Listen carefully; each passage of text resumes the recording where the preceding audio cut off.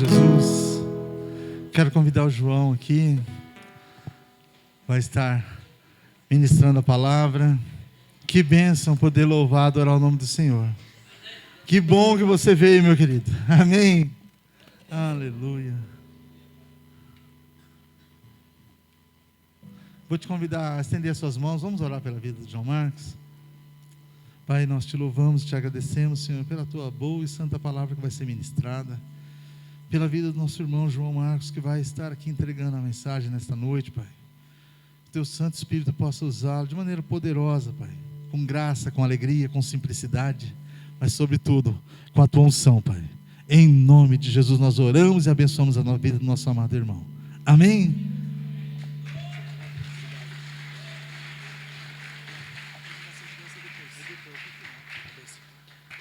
Glória a Deus. Quantos estão felizes de estarem na casa de Deus?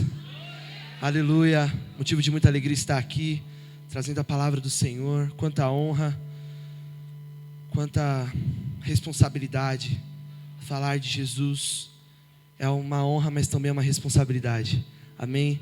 Gostaria de agradecer a vida do pastor João, da pastora, de toda essa família na fé, essa família que vai morar com a gente no céu. Em Cristo Jesus nós somos um. Não existe grego, não existe judeu, não existe homem, não existe mulher. Existe um povo que vai morar com Jesus. Amém? Queria parabenizar a igreja. Essa festa está linda para Jesus. Toda vez que nós celebramos o aniversário de uma igreja, eu sinto que é o Senhor dando a oportunidade de a gente parar, olhar para trás e falar: Ebenezer, até aqui nos ajudou o Senhor. Para a gente ser grato por tudo que Ele fez e ficar com o coração cheio de expectativa pelo que Ele tem a fazer na próxima temporada. Amém? Eu gostaria de te convidar a abrir a Santa Palavra de Deus no livro de Números, no capítulo de número 17, no verso de número 1.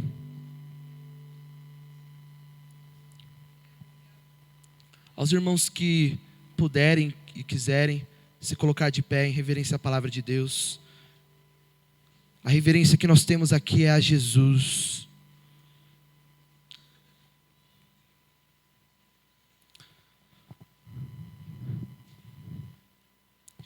Quarto livro da Palavra de Deus, Números, capítulo 17, verso de número 1.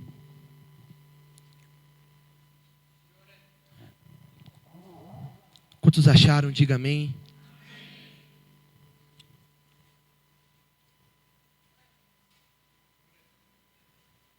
Números capítulo 17, verso de número 1. A minha epígrafe diz o seguinte: o bordão de Arão floresce.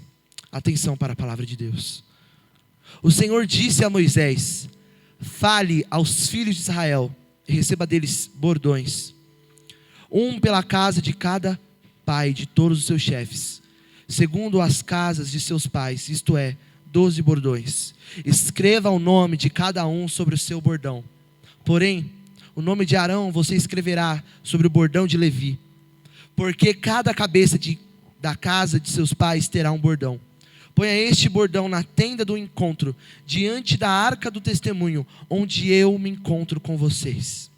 O bordão do homem que eu escolher, esse florescerá. Repita comigo: esse florescerá. Esse florescerá. Assim farei cessar as murmurações que os filhos de Israel proferem contra vocês. Então Moisés falou aos filhos de Israel e a todos os chefes, e lhe deram bordões. Cada um lhe deu um, segundo as casas de seus pais, 12 bordões. E entre eles estava o bordão de Arão. Moisés pôs este bordão diante do Senhor na tenda do testemunho. No dia seguinte Moisés entrou na tenda do testemunho, e eis que o bordão de Arão, pela casa de Levi, havia brotado, e tendo feito sair brotos, havia produzido flores, e dava amêndoas. Então Moisés trouxe todos os bordões diante do Senhor, a todos os filhos de Israel, e eles olharam cada um, e cada um pegou o seu bordão. Amém? Quantos agradecem a Deus por esta palavra? Eu gostaria de te convidar a pôr a Bíblia na sua cadeira e aplaudir ao Senhor pela sua palavra. Glorifique ao Senhor. Comece a dizer ao Senhor o quanto você é grato pela palavra dele neste lugar. Diga: obrigado, Jesus. Obrigado, Jesus, pela sua palavra, que ela é santa, ela é rica, ela é eficaz, e ela produz o efeito para o qual foi enviado, que o Espírito Santo pode falar conosco, em nome de Jesus, amém. Pode tomar o seu assento em nome de Jesus. Obrigado, irmão, que trouxe água aqui para mim, eu estava precisando.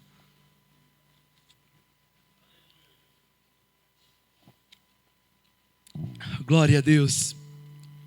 Queridos irmãos, o pastor João, ele me passou esse texto que está regendo o tema deste ano, dessa celebração de aniversário, como uma igreja que floresce. E a referência que ele passou, de número 17, ela é um exemplo claro de como um povo, de como um grupo, de como uma pessoa pode florescer diante da presença de Deus. Muitas vezes nós temos dificuldade de encontrar ensinamentos de Jesus para nós e aplicá-los em nossa vida no Antigo Testamento, especialmente nesse livro de Números, que é um livro tão recheado de números, né? Tão recheado de recenseamentos e quantidades de cada pessoa. Na verdade, esse nome Números, ele foi dado pela Septuaginta.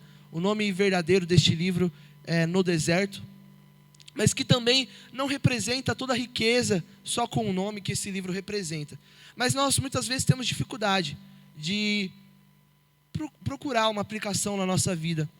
Mas a palavra de Deus, ela diz que na oração de Jesus, em João 17, ele fala: Senhor, santifica o teu povo na verdade, a tua palavra é a verdade. E a maneira que nós temos para nos santificarmos e sermos mais parecidos com Jesus é olhando para a palavra de Deus e pedindo ao Espírito Santo que Ele fale conosco. Então, antes dessa palavra germinar no coração de vocês, eu orei pedindo que ela germinasse no meu. E eu tenho certeza que antes dela germinar no meu, o Senhor germinou no coração dos pastores dessa igreja. E é assim, e essa linguagem de algo que floresce, do plantio, ela é muito presente na palavra de Deus. E hoje nós vamos trabalhar em cima desse texto, mas nós também vamos fazer um panorama com aquilo que Jesus disse em João 15, sobre a videira verdadeira, que é Ele mesmo. Então, para nós entendermos esse capítulo 17, nós precisamos olhar um panorama. Muitas vezes nós... quando eu era criança, tinha muito daquelas caixinhas, né, que a gente chamava de caixinha da promessa. Eu acho que ainda deve ter, mas eu nunca mais vi. E as pessoas tiravam um versículo a pessoa que selecionava os versículos na hora de pôr era sempre os versículos da vitória, né? Um versículo que animava o coração. Nunca era, ainda hoje estará comigo no paraíso, né? Nunca nada ruim. Sempre, não te colocarei como cauda, mas sim como cabeça. Sempre algo levando a moral da pessoa, né? E muitas vezes as pessoas desenvolvem o relacionamento com Deus baseado em versículos isolados. Só que para nós termos um relacionamento com Deus, Ele diz para nós olharmos para a sua palavra. E para nós lermos? Sim ou não? Não, para nós meditarmos. São poucas as instruções... Obrigado. São poucas as instruções na palavra de Deus que falam assim: olha, pegue e leia esse livro todo dia. Todas as vezes que a palavra de Deus ela é indicada nela mesma, para que nós comamos e absorvamos o que está aqui, fale, medite na palavra de dia e de noite. É mais do que simplesmente ler um versículo e falar, obrigado Deus. É olhar para a palavra e falar, Espírito Santo, como isso aqui pode me mudar? Como isso aqui pode me fazer mais parecido com Jesus? E uma lição muito simples, mas poderosa, é que nós devemos ler um texto inteiro. Não olhar simplesmente um versículo. E quando nós olhamos para esse texto inteiro, nós entendemos que Israel estava neste momento no deserto, passando por um momento de tribulações. Um momento de tribulações estava sendo causado, como nós olhamos no início do capítulo 16, por uma rebeldia que começou com 3 homens, Corá, Datã e Abirão. E essa rebeldia se estendeu a todo o povo, que já incomodados com Moisés por passarem tanto tempo no deserto, começavam a procurar culpados de um erro que eles mesmos cometeram. E muitas vezes nós somos assim, nós procuramos culpados, nós procuramos responsáveis por erros que nós mesmos estamos cometendo. E é em todo lugar. Às vezes nós olhamos, por exemplo, agora infelizmente a nossa seleção está um fiasco, né? Nós olhamos aqui e ficamos procurando. Ah não, a culpa é do Ancelotti, a culpa é disso. Não, é que os jogadores estão ruins. Esses dias eu vi uma notícia dizendo que a culpa era que os jogadores estavam evangélicos demais. Quando eles eram católicos, aí que tinha samba no pé. Aí que eles viraram evangélicos, aí... Não, você percebe? É um pensamento tão pequeno que procura culpados que a gente já sabe a resposta. Que o nosso país não está investindo o suficiente em futebol. E quando investe para mandar jogadores para fora. Não produzem aqui dentro. E eu sou estudante de ciências sociais na universidade, e aí eu vi, utilizando autores que eu estudo lá na faculdade, falando, quando a gente olha para esse autor, a gente percebe que, na verdade, que os jogadores estão evangélicos, e aí o ser evangélico faz você jogar futebol ruim, não sei o quê. Eu falo, cara, como esse povo é pobre, né? Mas não é de dinheiro, é pobre de vontade de estudar, porque, assim, não existe pessoas que são mais inteligentes e outras são, existem pessoas esforçadas. E a lição que Deus nos traz aqui é que a gente tem que parar. A primeira lição é que a gente tem que parar de ficar olhando ao redor e assumir a culpa dos nossos próprios erros. Jesus nos ensina nesta palavra que a culpa daquele povo estar no deserto não era de Moisés, não era de Arão, não era da tribo de Levi. A culpa era de um povo que não se curvava verdadeiramente ao Senhor. Era de um povo que não era constante na presença de Deus, que um momento estava diante do Senhor e em outro momento estava diante de outros deuses. Esta é a culpa, esta é a responsabilidade.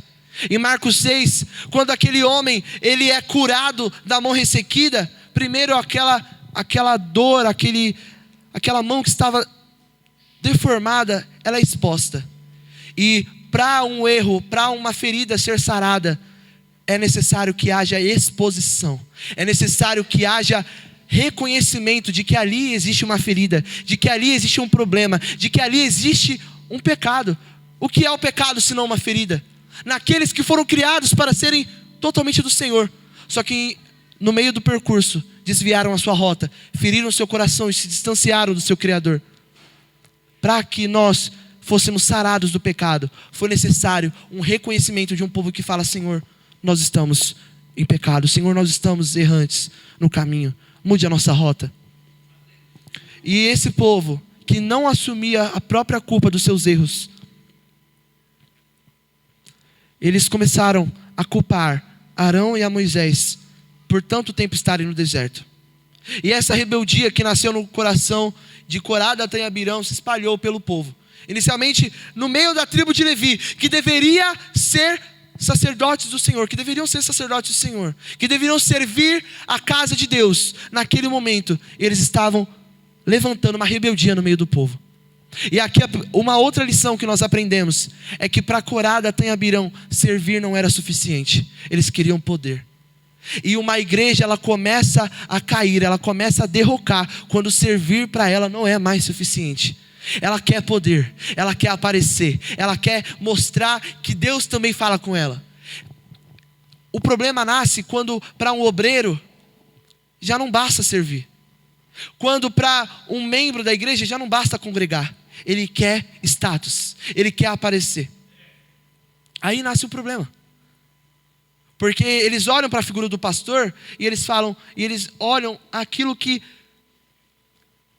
só os olhos podem ver. Em que sentido? Eles olham para a figura do pastor e eles falam: esse homem ele está todo dia diante do povo, ele tem liderança sobre o povo, eu quero ter esse poder. Só que quem olha para a função de um pastor e olha o poder é porque está na carne ou está endemoniado. Porque quando nós olhamos para a palavra de Deus, que ela deve reger a nossa vida, não é a gente vive e aí procura na palavra de Deus alguma coisa para legitimar a nossa ação. Não, a gente olha para a palavra de Deus e ela norteia para onde nós iremos, para onde nós caminharemos. E quando nós olhamos para a palavra de Deus, nós vemos que aquele que serve é o maior. Então, se pastor está em destaque, se ele está aparecendo na congregação, é porque muito ele está servindo. É porque muito ele está servindo o povo e servindo a Deus. Só que para curar Datã e Abirão, Moisés não era um servo. Moisés, ele era alguém que simplesmente liderava. Eles não conseguiam olhar a posição de servo que Moisés estava. E Jesus nos ensina nesse dia, e Ele nos convida a olhar com o coração de servos. Jesus nos convida a pedir ao Espírito Santo, a deixar que Ele trabalhe, para que nós tenhamos um coração de servos. Um coração de servo, meu irmão, é um coração que não almeja destaque, mas ele almeja fazer o que o seu Senhor pede. O servo bom e o servo fiel, ele é aquele que faz o que o seu Senhor pede, mas não só aquilo que ele pede, mas aquilo que ele precisa. Se Jesus está precisando que agora eu limpe o chão, eu vou limpar o chão com amor. Se Jesus está querendo que agora eu pregue a palavra, eu vou pregar com amor. Se Jesus quer que eu evangelize, eu vou evangelizar com amor. Se Jesus quer que eu seja um empresário, um assistente administrativo, um prefeito, um presidente ou um faxineiro, eu serei com amor. O que falta para Coraia, Datã e Abirão neste momento é este coração de servo. É este, e o coração do servo, ele é norteado por uma coisa, pela gratidão. O coração de quem serve a Deus, ele deve ser norteado, ele deve ser balizado, ele deve ser fundamentado na gratidão. Porque se eles olhassem para trás e falassem: Senhor, meu povo passou 400 anos debaixo de um jugo de escravidão, e agora eu estou no deserto, e eu tenho a honra de servir na sua casa. Meu Deus, eu faria o meu melhor. Eu faria o melhor que eu posso dar. Hoje nós saímos do pecado. Jesus nos tirou do pior lugar que nós poderíamos estar, que é longe dele, e ele nos transportou do império das trevas para o reino da maravilhosa luz. E quando nós olhamos para tudo isso que ele fez, nós devemos dizer: Senhor, eu te servirei com todo o amor. Senhor Deus, eu te servirei com tudo. Senhor, não é o que você merece, o Senhor merece muito mais, mas eu darei tudo o que eu posso. Eu entregarei tudo o que eu posso, Senhor, diante da tua presença. Moisés, quando estava diante do Senhor, diante daquela sarça ardente, ele tirou o último resquício que sobrava do Egito, que era aquelas sandálias. Quando Deus disse para ele: Moisés, tira a sandália dos seus pés, porque o lugar que você está é santo. Ele está falando: eu quero que você entregue tudo para estar diante de mim. E Jesus nos convida neste dia a entregar tudo para estar diante dele. Jesus nos convida neste culto a uma entrega completa. Jesus nos convida neste culto a uma entrega que não mede esforços. E nós falaremos mais um pouco disso. E a segunda coisa deste povo irado é que eles se iraram com Moisés quando e você conhece a palavra de Deus, Corá, Datã e Abirão, eles foram consumidos, né, pela presença de Deus. O chão se abriu, cerca de 3.000 homens morreram, e aquilo se fechou. E quando nós olhamos para o verso 32 do capítulo 16, meu irmão, se eu tivesse visto uma pessoa sequer, se eu tivesse visto alguém que cortou o dedo porque por castigo do Senhor, eu ficaria com meu coração cheio de temor. Mas esses homens viram 3.000 pessoas morrendo, e eles se encheram de ira. Ai, arrogância. O que a arrogância faz com um povo que não olha para os seus próprios atos? Ela cega a gente. A arrogância, ela cega a gente. Ela cega a gente de olhar para a nossa própria impureza. A arrogância é aquilo que faz a gente olhar o cisco no olho do nosso irmão e não olha a trave que está no nosso. É o que a arrogância faz. E este povo que estava no pecado, que estava apoiando os erros de Corá, Datã e Abirão, e o povo que estava com ele, em vez de se arrepender diante do Senhor, olha para Moisés, como nós olhamos no verso 32 do capítulo 16, eu te convido a abrir, verso 32 do capítulo 16, e diz o seguinte, verso 41, diz o seguinte: mas no dia seguinte, ou seja, no dia seguinte do povo ter sido morto, do povo ter sido lançado no meio da terra, no dia seguinte, toda a congregação dos filhos de Israel murmurou contra Moisés e contra Arão, dizendo: vocês mataram o povo do Senhor. Gente, isso é muito sério. Eles estavam responsabilizando Arão e Moisés por um erro que o próprio povo cometeu. Muitas vezes as pessoas chegam nos pastores e falam: por que isso aqui está acontecendo com a minha vida? E tentam procurar um responsável. E falam: por que você não me alertou? Por que você não falou para mim que se eu andasse aqui de olho fechado eu ia cair e bater a cabeça? Sabe? As pessoas às vezes procuram responsabilizar os pastores pelos próprios erros. E eu sinto que Deus está nos chamando nesse lugar a olhar para o nosso próprio erro, a olhar para a nossa própria trave. Jesus está convidando esta igreja, está convidando a igreja evangélica Peniel e toda a igreja amada do Senhor hoje a olhar para os seus próprios erros, a examinar a si mesmo. Antes de exigir alguma coisa, antes de chegar e bater de frente com Deus, antes de chegar e bater de frente com o pastor ou com quem seja, chegar e dizer: Senhor, onde é que eu estou errando? Muitas vezes nós sabemos, nós fingimos que não, mas nós sabemos. Mas se você não sabe, olhe para si mesmo hoje e diga: Senhor, fale onde está o meu erro, mostre em mim onde está o erro, não permita que eu viva um dia a mais longe de Ti. Sabe, não tem como, no povo que foi criado para a glória de Deus, que foi remido, lavado, santificado pelo sangue de Jesus, viver um dia sequer longe da presença de Deus. Não há possibilidade, meu irmão, não há possibilidade. E este povo que murmurou mais uma vez contra Moisés e Arão, Deus levantou-se com grande ira sobre eles, que é o que diz o verso 42. Quando o povo se ajuntou contra Moisés e Arão, eles se viraram para a tenda do encontro, e eis que a nuvem o cobriu, e a glória do Senhor apareceu. Nós estávamos cantando aqui que a glória do Senhor que a glória é toda do Senhor, que Ele merece a glória, Ele merece a honra e Ele merece a adoração. Muitas vezes nós cantamos: mostra-me tua glória, Senhor, e nós queremos ver. Mas será que nós estamos preparados para ver a glória de Deus? Será que nós estamos com o coração pronto diante dEle para ver a sua glória? Porque a glória aqui para este povo representou o juízo. No verso 43 diz: Moisés e Arão foram para a frente da tenda do encontro. Então o Senhor falou a Moisés dizendo: saiam do meio dessa congregação e eu consumirei este povo num só momento. A glória de Deus apareceu e o povo não começou a falar em línguas não. O juízo ia cair sobre ele. Meu irmão, eu sou profundamente pentecostal, carismático. Quando fala de Jesus, eu quero cair no chão, chorar, falar em línguas. Eu quero muito o poder e os dons do Espírito Santo.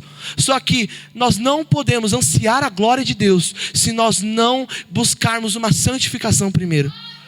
Toda vez que nós olhamos a história de 2000 anos da igreja do Senhor, toda vez que um avivamento acontecia, que um derramar acontecia, que uma explosão da glória de Deus acontecia, era antecedido por um período de profundo arrependimento.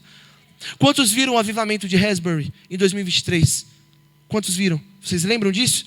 Foi um momento que durante 13 dias, ininterruptamente, jovens universitários buscaram a Deus, porque eles não conseguiam sair diante da sua presença. Foi um derramar do Espírito Santo.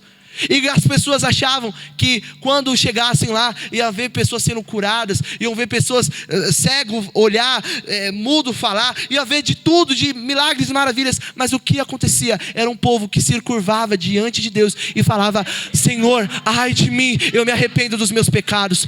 Quando a glória de Deus ela se manifesta no meio do seu povo, é para que o povo de Deus se arrependa profundamente dos seus erros. Isso aqui, como diz Paulo, é sombra dos bens que viriam. Se a glória de Deus está aparecendo aqui como juízo, ela está representando uma glória de Deus que viria sobre a igreja de Deus, fundada por Jesus Cristo, para trazer arrependimento para o seu povo. Então, meu irmão, nós queremos a glória de Deus. Você e eu devemos pedir a glória de Deus nessa noite, mas nós devemos pedir antes disso: ai de mim, Senhor, me perdoa pelos meus pecados.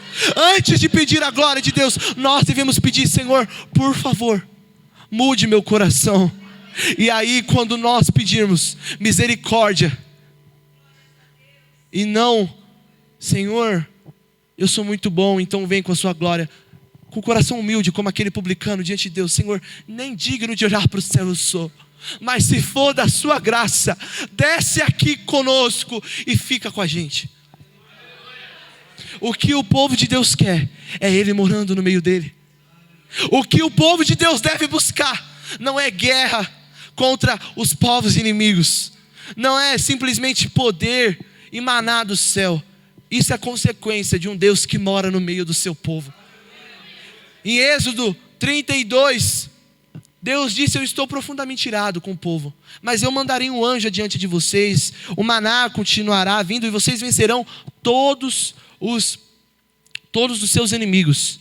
Mas o povo que precisava de maná, que precisava de vitória e que precisava de poder de Deus manifesto, que é a representação de um anjo ali, na figura de Moisés, eles disseram: Senhor, não nos faça sair daqui se a sua presença não for conosco.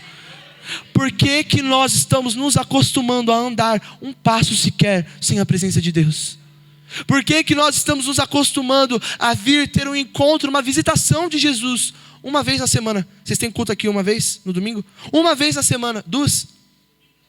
Domingo na semana, quarta-feira. Então, como que nós nos acostumamos a vir 2 vezes na casa de Deus, buscar, orar, sentir o fogo dele dentro de nós e não viver os nossos dias diante dele? Que vida triste, meu irmão. É uma vida que nós estamos remontando, nós estamos retrocedendo. Antes o povo precisaria ir até alguém, para alguém representar, um sacerdote representar o povo diante de Deus. Agora nós temos livre acesso, o véu foi rasgado, como nós cantamos aqui. Nós podemos viver diante dele, e nós não estamos vivendo.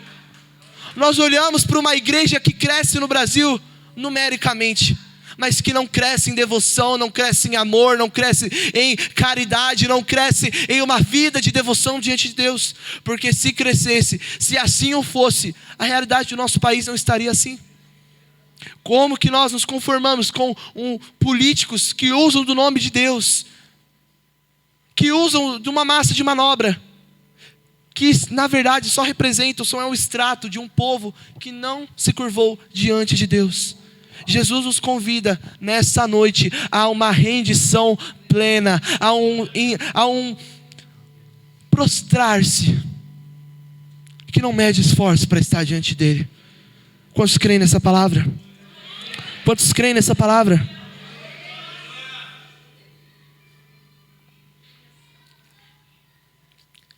E esse povo que murmurou diante de Moisés, e a glória apareceu, e Deus disse que o juízo aconteceria. Moisés disse para Arão: Arão, corra depressa e vá oferecer sacrifício e expiação por esse povo. Ou seja, toda vez que o povo pecava, era necessário que alguém fosse e oferecesse sacrifício. Só que hoje, meus irmãos, o sacrifício que nós temos é definitivo. Nós não precisamos que sejam mortos cordeiros, nós não precisamos que animais sejam mortos, nós não precisamos diariamente ir até Jerusalém para pedir que os nossos pecados sejam perdoados. Se nós ajoelharmos o nosso joelho neste chão, se nós clamarmos a Jesus, o sangue dele nos lava, porque o seu sacrifício é definitivo. Ele nunca mais precisará morrer, ele nunca mais precisará vir e padecer por tudo que padeceu, porque é definitivo. Existe uma seita que diz que o sacrifício de Jesus, ele não está completo, que ele se tornou completo em 1940 e bolinha, que aí ele entrou no santuário e aí o sacrifício ficou completo. Ai de nós pecadores, que não conseguimos olhar para o sacrifício dele e falar: este sacrifício é definitivo. Se esse sacrifício é definitivo, ele tem que olhar para o seu trabalho, para o fruto do seu trabalho. E qual é? Somos nós. O fruto do seu trabalho, que Isaías 53:11 fala: ele olhará para o fruto do seu trabalho e ficará satisfeito.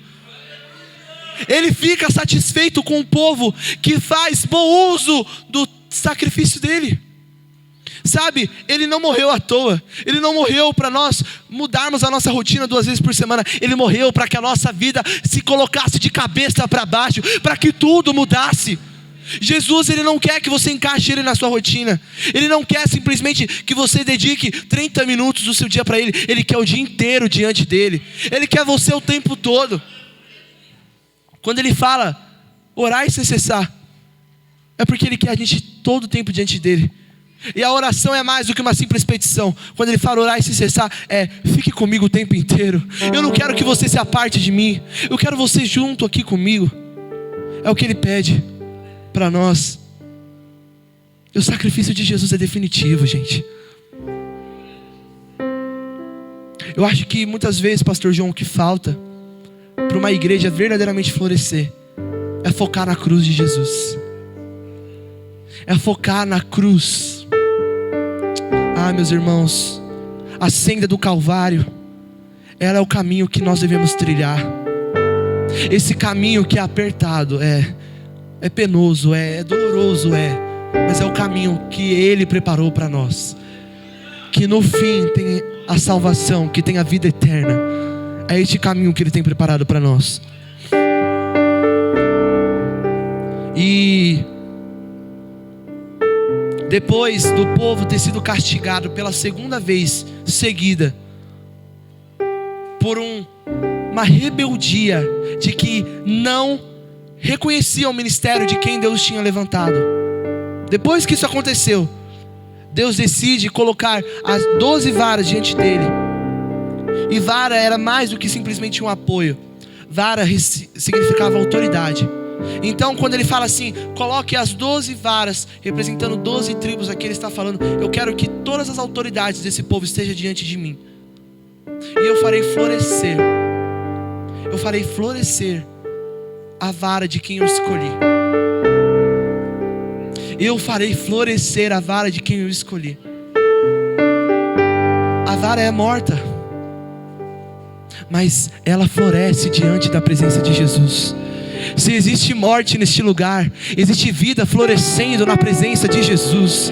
Porque diante da tenda do encontro, que é a casa de Deus, existe vida brotando, existe vida nascendo. E baseado nesta palavra, eu separei 4 características de uma igreja que floresce. E a primeira característica que eu quero que você marque na tábua do seu coração é que a igreja que floresce é uma igreja que não murmura. A igreja que floresce é uma igreja que não reclama simplesmente, mas que coloca os seus lamentos e suas dores diante do Senhor. A palavra de Deus, ela é recheada de lamentações. Inclusive nós temos um livro destinado a um livro inteiro, inspirado pelo Espírito Santo, destinado a lamentações de um único profeta, de um único amigo de Deus. E o fato dessa lamentação estar aqui, desse registro estar aqui, me faz pensar que existem lamentações que são guiadas pelo Espírito Santo. Porque se toda a palavra é inspirada por Deus e o livro de lamentações está aqui, quer dizer que existem lamentações que são guiadas por Ele. Em Romanos 18 diz que muitas vezes nós não sabemos orar, e Ele leva ao Pai os nossos gemidos inexprimíveis. Ele leva as nossas orações ao Pai. Aquilo que nós não sabemos pedir, Ele leva. A Bíblia não é contra você lamentar pela dor. A Bíblia não é contra, não tem contraindicação você chorar diante da presença de Deus. Porque olhando para a palavra de Deus, eu entendo que quem chora para Deus tem resposta. Que quem chora, Ele ouve. Que quem clama, Ele responde. Clama a mim, responder-te-ei e anunciar-te-ei coisas grandes. Às vezes a resposta do clamor não é aquilo que nós queremos. Às vezes a resposta da nossa dor é que vai continuar doendo, mas de que eu estarei convosco em todo o tempo. Ele não disse vos tirarei do mundo, Ele disse fiquem felizes, fiquem alegres, porque eu venci este mundo, eu venci. Ele não diz você venceu, Ele não diz você vencerá, Ele diz eu venci, então fiquem firmes na minha vitória. A gente tem que criar uma cultura que olha para a palavra de Deus, que olha para a igreja, que olha para nós mesmos de maneira descentralizada de nós, de uma maneira que o centro não seja a gente, mas que seja o Senhor.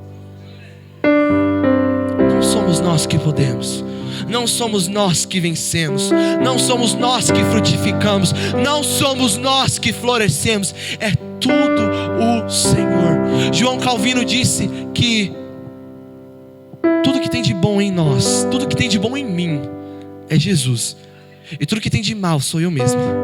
Tudo que tem de ruim, quando nós fazemos essa autoanálise, não pense que a bondade que existe no seu coração, que a humildade, que a doçura, a alegria, a longanimidade, a paciência, tudo de bom que existe dentro de você, não pense que vem de você. Jesus nos mostra que vem tudo dele. E aí você fala, João Marcos, mas como vem tudo dele? Se existem cristãos, pessoas que não são cristãs, que são amáveis, que são bondosas, muitas vezes até mais do que cristãos, né? Infelizmente. Porque existe uma graça que é comum, que nasce sobre todos os homens. O sol nasce sobre todos os homens, e Deus plantou um desejo pela eternidade no meu, no seu coração e de qualquer homem, do homem que está em situação de dependência química, que está nas drogas, ao homem que está pregando no altar, que está liderando uma grande igreja. Existe um desejo pela eternidade, e em todos estes homens, em todos eles, Jesus derrama graça, uma graça que a gente costuma chamar de graça comum. Mas existe no meio do povo de Deus uma graça que não é simplesmente comum, é uma graça que é salvífica, é uma graça que não só nos faz levantar de manhã, mas nos faz levantar de manhã e estar diante da presença de Deus e dizer: Senhor, obrigado, porque eu posso te chamar de Pai. Existe nesta casa aqui, existe nesta igreja um povo que pode chamar Deus de Pai, porque o Espírito Santo trabalhou em nós para que nós o chamássemos assim. O Espírito que está em nós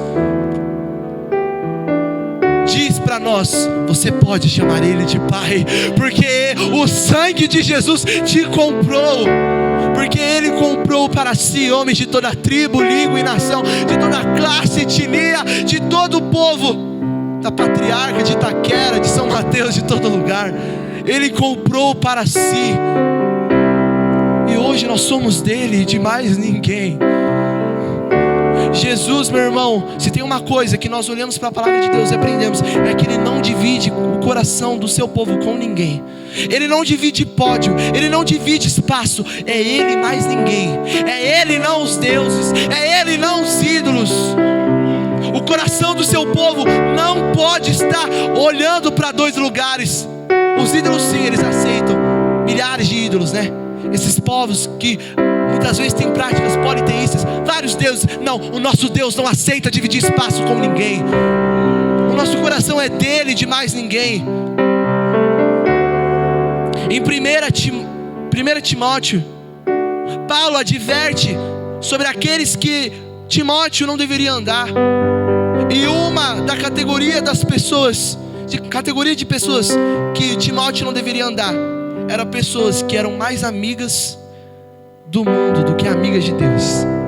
Mais amigas do mundo do que amigas de Deus. Não está falando que elas não são amigas de Deus, está falando que elas são mais do mundo. Jesus, Ele quer um povo que se entrega por completo. Ele quer um povo que se entrega sem medir esforços. Eu estou reforçando isso aqui, como diz Paulo, não é vergonha para mim reforçar. Na verdade é graça e salvação para vocês. Ele quer um povo. Jesus me trouxe aqui para dizer que Ele te quer por completo, que Ele não vai te dividir com ninguém. Ele não irá te dividir com o trabalho, Ele não irá te dividir com seu marido, Ele não irá te dividir com a sua esposa, com seus filhos. Ele te quer por completo. E você fala: Senhor, mas foi o Senhor que me deu. Mas as coisas que Ele deu não podem substituir quem Ele é. O presente não substitui o presenteador. Sabe, quando a palavra de Deus nos admoesta sobre a gula, por exemplo, ela está falando: eu que dei os alimentos. Jesus está falando: eu que fiz os alimentos. Ele poderia muito bem fazer um líquido que tem todos os nutrientes. Não, só que Ele criou riqueza de alimentos, mas Ele riqueza de alimentos, riqueza de sabores. Ele deu isso para o deleite do seu povo. Só que isso não pode ultrapassar o amor que nós temos por Ele. Quando Jesus vem em nós, quando Ele entra no nosso coração e Ele faz morada, Ele finca as suas tendas no nosso coração, no nosso meio. Quando Ele faz isso, Ele torna tudo em equilíbrio. Mas existe uma coisa que não pode ser equilibrada nos nossos olhares, é o nosso amor a Jesus. Este amor tem que ser transbordante. Ele não pode parar num estágio, não. Ele tem que crescer e transbordar por onde nós passarmos. E é isso no momento da tristeza e no momento da alegria, em todo momento. Os votos de um casamento, na saúde e na doença, na pobreza e na riqueza, esses votos representam muito mais um relacionamento da igreja com Jesus. Ele espera que o seu povo esteja diante dele em todo o tempo, que permaneça nele em todo o tempo, sem murmurar. Ele não diz que você não pode chorar. Se você chorar, Ele vai colher as suas lágrimas e levar ao Pai. O Espírito Santo está aqui neste lugar e Ele está me usando aqui para falar com você que Ele está colhendo as suas lágrimas, que Ele está colhendo o seu clamor, Ele está levando ao Pai. Mas não murmure, coloque diante de Deus. Não coloque para pessoas que não irão mudar a sua situação. Coloque diante dEle e conte com o apoio da igreja, meu irmão. Jesus colocou a igreja com um propósito, para que nós não andássemos só. Não é bom que o homem ande só, diz a palavra. Isso não diz apenas sobre um relacionamento, isso diz sobre um povo que foi feito para andar em comunhão, que foi feito para andar junto. Não existe uma igreja individualista, sabe? É a raiz desse tempo, é a característica marcante desse tempo. A pessoa vem à igreja e consome, e recebe, e vai embora, e não fala com ninguém. Ela vem à igreja como alguém vai a um show consumir uma apresentação e vai embora. A igreja é mais do que o louvor que você ouviu, é o louvor que você entregou junto com seus irmãos. Muitas vezes, eu sou ministro de louvor, muitas vezes eu disse, esqueça a pessoa que está do seu lado. Só que eu aprendi que isso não é verdade. Você não pode esquecer a pessoa que está do seu lado para adorar a Deus. Não existe isso. Não esqueça a pessoa que está do seu lado, não. Se una a essa pessoa que está do seu lado e adore a Deus com ela. Não existe isso, meu irmão. O quarto do secreto e a vida na igreja, eles são complementares. Você não pode viver só na igreja ou só no quarto. Você deve viver os dois. O seu quarto é seu relacionamento pessoal com Ele, mas na igreja nós somos um povo que busca um Deus, que é poderoso, santo, e que faz infinitamente mais daquilo que nós buscamos, daquilo que nós pensamos. Ande com o povo de Deus. Ande com o povo de Deus. E sabe, é interessante que muitas vezes nós falamos, caramba, mas o povo de Deus é chato. Bem-vindo ao povo de Deus, você é chato também. Eu sou chato, a gente é chato. A gente, só Deus para lidar com a gente. E Ele lida. E Ele nos ensina a lidar uns com os outros. Ele nos ensina a viver em paz uns com os outros, porque senão não veremos a Deus. É o que diz Hebreus. Andar em paz uns com os outros e buscar a santidade, sem a qual ninguém verá o Senhor. Não é só a santidade não, irmão. É andar em paz uns com os outros. É buscar, é chorar com os que choram, se alegrar com os que se alegram. Não é murmurar pelos cantos da igreja, mas não, é clamar e chorar quando for necessário, e se alegrar quando for necessário. A vida com Deus, ela é feita de muitas alegrias, mas também é feita de muitas tristezas, de muitas dores. Mas em todo o tempo, a promessa dele não é que nós não passaríamos por dores, mas é que Ele estaria conosco até a vinda dele, de que Ele não nos abandonaria. Então a primeira marca dessa igreja que floresce é essa igreja que não murmura. E a segunda marca que eu gostaria que você marcasse dessa igreja que floresce é uma igreja que está disponível para Deus. É uma igreja que é Rinene. Agora em julho, teve no dia 11/12, na semana do dia 7 até a semana do dia 12, teve o encontro o Missão 2026, chamado de Amanhar a Terra, que é o encontro da Aliança Bíblica Universitária. Eu estive lá com eles em Sumaré, que eu faço parte da Aliança Bíblica Universitária na minha universidade.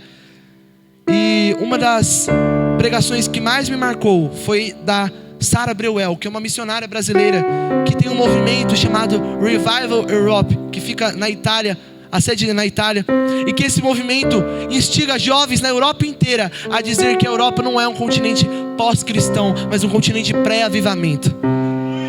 De que a Europa não é um continente simplesmente para ser islamizado, não. A Europa é um continente para receber a glória de Deus mais uma vez. E isso com a Europa, com a Ásia, com a América, em todo lugar, com a África, com a Oceania, em todo lugar.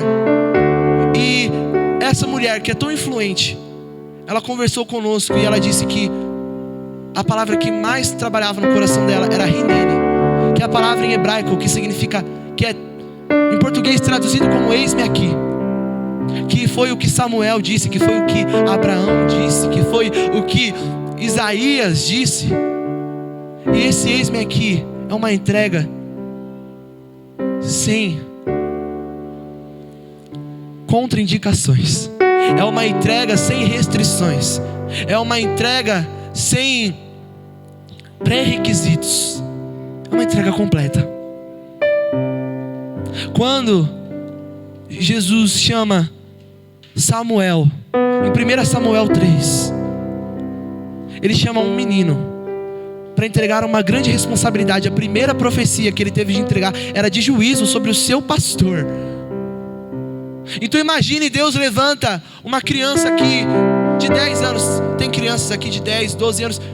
Imagine Deus levante um menino de 12 anos para apontar os erros do pastor João e falar assim: diz o Senhor, pastor João, você está em pecado, Deus é mais.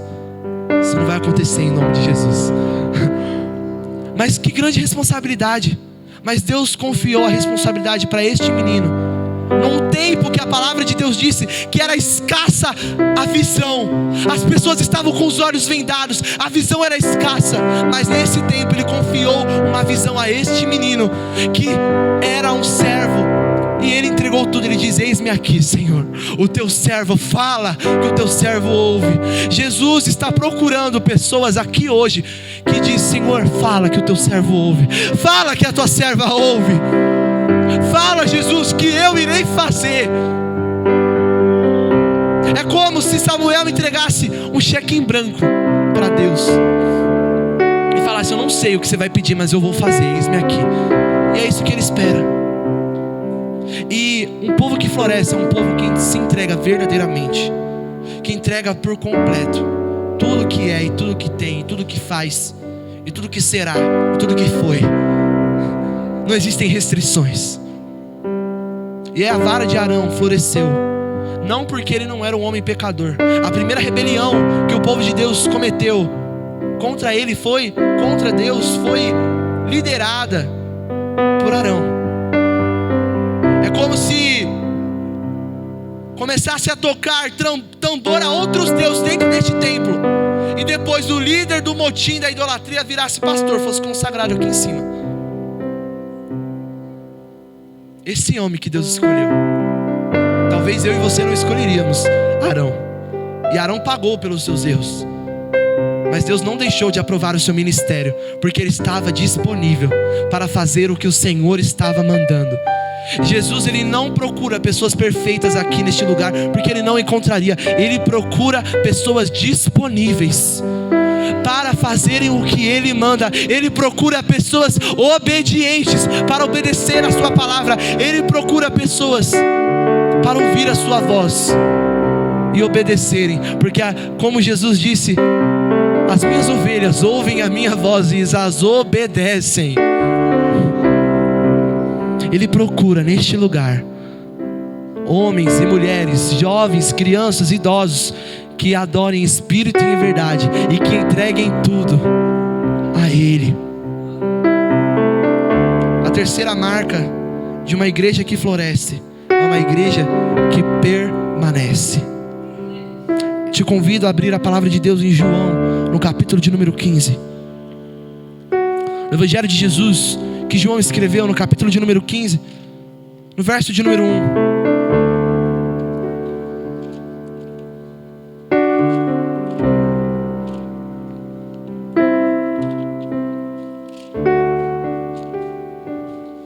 João, capítulo 15, verso de número 1.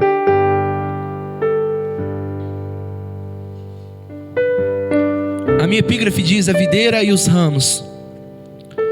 Eu sou a videira verdadeira. Jesus dizendo: eu sou a videira verdadeira, e o meu Pai é o que cuida da vinha. Todo ramo que estando em mim não der fruto, Ele corta, e o que dá fruto Ele limpa, para que produza mais frutos ainda.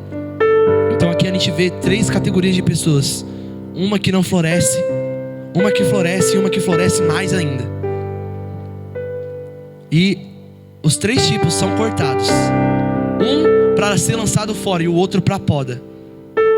Os 3 tipos sofrem, um para perdição eterna e outro para a poda. No verso 3, vocês já estão limpos por causa da palavra que lhes tenho falado. No verso 4, permaneçam em mim, e eu permanecerei em vocês. Como o ramo não pode produzir fruto de si mesmo, não se permanece na videira, assim vocês não podem dar fruto se não permanecerem em mim. Nesse mesmo encontro da Aliança Bíblica Universitária, nós tivemos a presença de uma das grandes pregadoras do século 21, que o nome dela é Ana Isaac. Ela é uma missionária egípcia, que junto com seu marido lidera uma igreja no Canadá.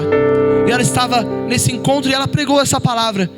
E marcou muito o meu coração.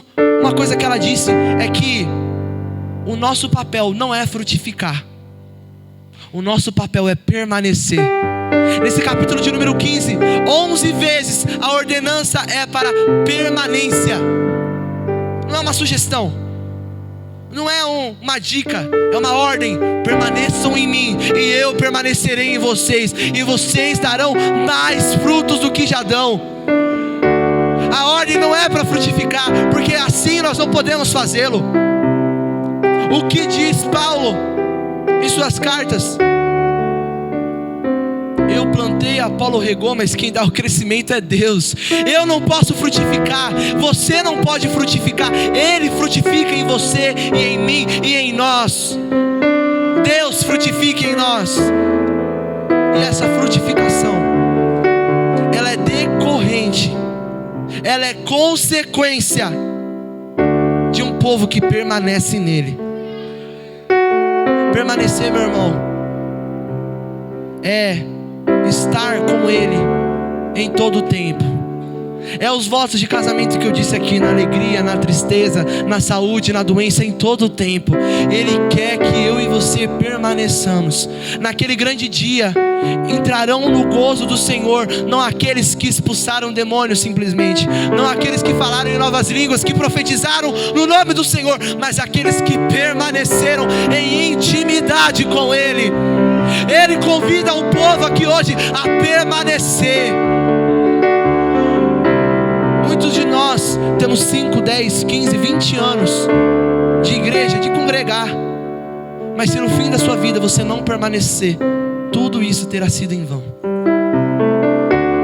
Jesus está dando força para os cansados aqui. Ele não disse: se você estiver cansado, pare de permanecer.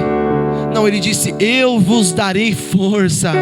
Porque em Isaías 40 diz, Isaías 40 diz que até os jovens se cansam, mas os que esperam no Senhor têm as suas forças renovadas. Ele está aqui para renovar a força de crente aqui hoje. Jesus está neste lugar para renovar a minha e a sua força. Ele está neste lugar para renovar a minha e a sua vitalidade, para permanecer. Ele está neste lugar para fincar os nossos pés para a permanência. Ele está criando raízes no seu povo. Ele está dizendo: permaneça mais um pouco, fique mais um pouco, porque breve eu virei e buscarei a minha noiva. Espere mais um pouquinho de tempo, mais um pouquinho, e minha alma verá. Porque está batido a minha alma, diz o salmista, porque se perturba dentro de mim. Espere em Deus, pois ainda o louvarei. Está doloroso, está doendo, mas Ele nos convida a permanecer, apesar do sofrimento, apesar da adversidade. Porque como disse Paulo em Romanos, é que considero que as tribulações, os sofrimentos, as dores deste tempo não se comparam com a glória que em nós será revelada. Não é uma glória que será simplesmente revelada, é uma glória que em nós, no meio do seu povo, será revelada. Essa glória não é carro, não é dinheiro, mas é Ele mesmo no meio do seu povo fazendo morada. Essa glória não é algo que nós podemos conquistar. Muitas pessoas ensinam que a glória de Deus é aquilo que você pode conquistar na força do seu braço. Se esforce, jejue mais, busque mais, entregue seu dízimo e você vai conquistar. Não, se esforce e busque mais da presença de Deus, porque Ele já conquistou, não porque você pode conquistar. Nós não fazemos para ganhar salvação, nós fazemos porque nós recebemos gratuitamente a salvação de Jesus. Nos foi dado este dom gratuitamente. E Ele nos convida, Ele convida a Igreja Evangélica Peniel a mais um ano permanecer, a mais uma década permanecer. Enquanto Ele não vier, que esta igreja permaneça. A minha oração, eu declaro sobre essa igreja, na autoridade, no nome de Jesus, e sobre todos os presentes, que esta igreja permanecerá uma igreja militante contra as portas do inferno, uma igreja que saqueia Satanás e traz homens e mulheres aos pés da cruz. E para terminar, a quarta característica que eu identifiquei neste texto de Números 17, de uma igreja que floresce, é uma igreja que olha para a cruz. E aí você fala: não, João Marcos, não tem cruz aí, eu li já esse capítulo, eu faço o plano de leitura anual, eu li que não tem cruz nesse capítulo. Só que tudo isso aponta para Jesus, aponta para o sacrifício perfeito que Ele faria. Eu te convido, no capítulo 17, nós vamos encerrar agora, para você ver essa última característica no capítulo 17 de Números 17, diz o verso 10: o Senhor disse a Moisés: torne a pôr o bordão de Arão diante da arca do testemunho, para que se guarde por sinal para os filhos rebeldes. Assim você fará acabar as murmurações que eles proferem contra mim, para que não morram. E Moisés fez assim como o Senhor lhe havia ordenado. Assim fez. Então os filhos de Israel disseram: eis que vamos morrer. Estamos todos perdidos, estamos todos perdidos. Todo aquele que se aproximar do tabernáculo do Senhor morrerá. Será que todos vamos morrer? Tudo isso porque foi colocado como memorial aquela vara florescida de que aquele povo não poderia mais permanecer no mesmo erro. A atitude do povo foi errada. Quando eles foram repreendidos, eles falaram: não, então nós nunca mais estaremos diante da arca do testemunho. Quando o nosso Pai nos repreende, é para que nós recalculemos a nossa rota, ajustemos os nossos passos e permaneçamos firmes nele. Muitas pessoas acham que a repreensão de Deus, que a repreensão dos pastores é um sinal de que nós não devemos mais continuar. Não, é aí que nós devemos continuar, é aí que nós devemos permanecer, porque o Pai exorta aqueles que Ele o ama.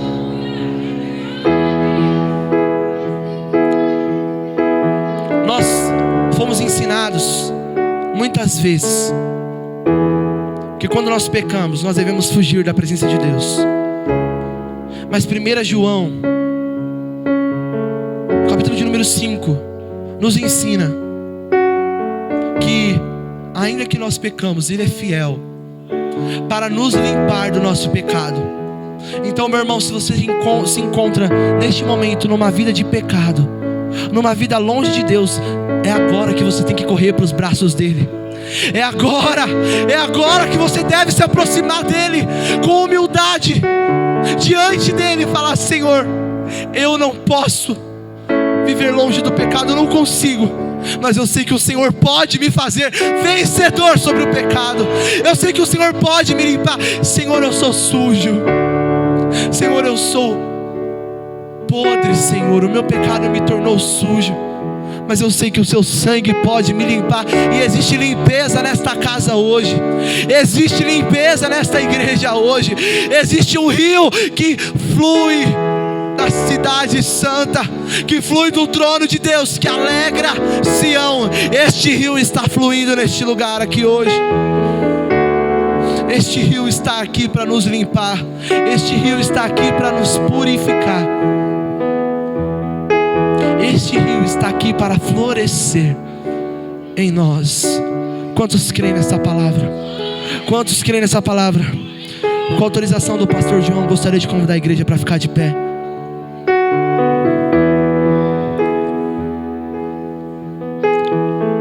Nós aprendemos que uma igreja que floresce é uma igreja que não murmura, é uma igreja que se entrega, é uma igreja rinene, é uma igreja que permanece, e é uma igreja que lembra e olha para a cruz. Por quê? Porque foi colocada aquela vara florescida diante do povo como memorial.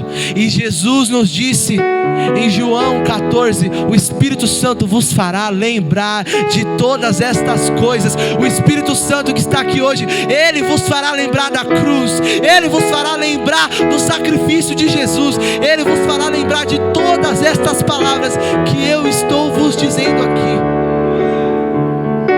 Quantos creem que o Espírito Santo está neste lugar? Quantos creem que o poder de Deus está operando neste lugar? Que Ele é poderoso para fazer infinitamente mais? Gostaria de te convidar a fechar os seus olhos, a curvar a sua cabeça.